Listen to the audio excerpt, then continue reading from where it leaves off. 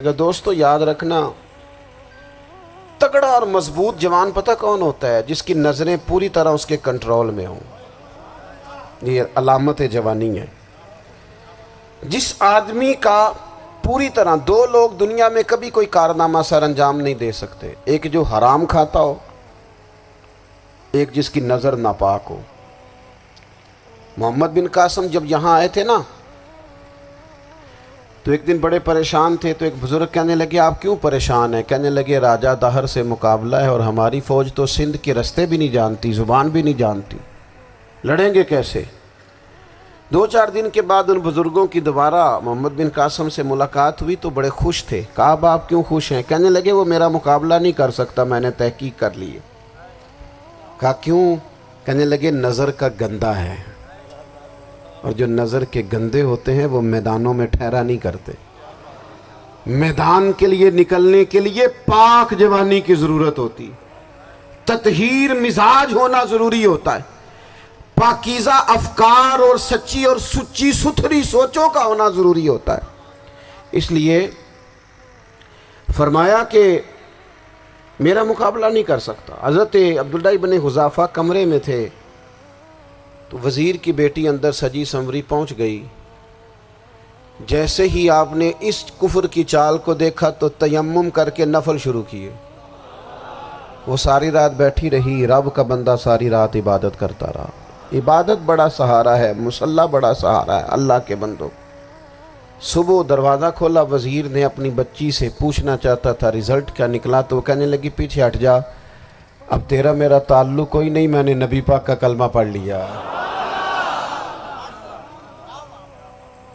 اس نے کہا میں نے بھی زمانہ دیکھا ہے، پر یہ کیا لوگ ہیں، کستوری کے بنے ہوئے، سندل سے دھلے ہوئے، کہ میں ساری رات کمرے میں رہی اور 100 اور 1000 آدمی جس جوان کا مقابلہ نہ کر سکے، اتنا طاقتور جوان کمرے میں رہا اور اسے نظر اٹھا کے نہ دیکھا۔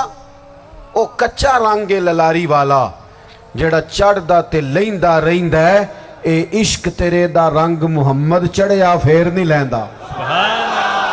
میں کہا ایک دفعہ نظر اٹھا کے نہیں دیکھا، کمال ہو گئی۔ اتنے بڑے لوگ، اتنی بڑی سعادت مندی، فیروز بختی، معاملہ فہمی حد ہو گئی۔ اللہ اکبر۔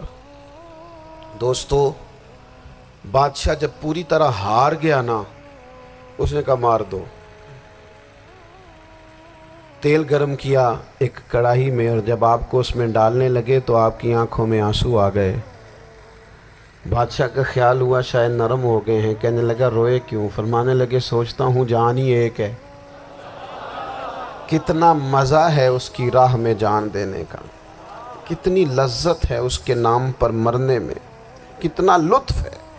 جے تو چڑھیا اتے دار بھی نہیں، تے جے تو وکیا عشق بازار بھی نہیں، تے ایڈا سستا سودا پیار بھی نہیں، تے ایڈا سستا لبدا یار بھی نہیں۔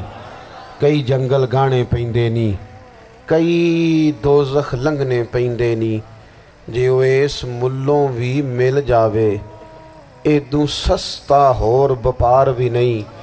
تے کچھ سمجھ نہ آوے لوکاں نوں وہ کادے نال شہید کرے، ڈٹھی یار دے ہاتھ تلوار بھی نہیں، پر او دا خالی جاندہ وار بھی نہیں۔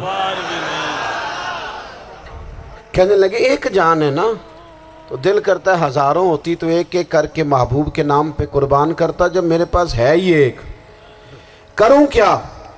حضرت عبداللہ ابن حذافہ رضی اللہ تعالیٰ عنہ جب روئے اور بادشاہ نے یہ بات سنی، تو بادشاہ اٹھ کے کھڑا ہو گیا، سارے وزیروں مشیروں کو کہنے لگا تم نے کہا تھا نا بندہ ضائع کرنے والا نہیں، یہ بھی ضائع کرنے والا نہیں۔ کہنے لگا میرا ماتھا چومو، تم جیسے لوگوں کو قتل نہیں کرنا چاہیے، آزاد کرنا چاہیے۔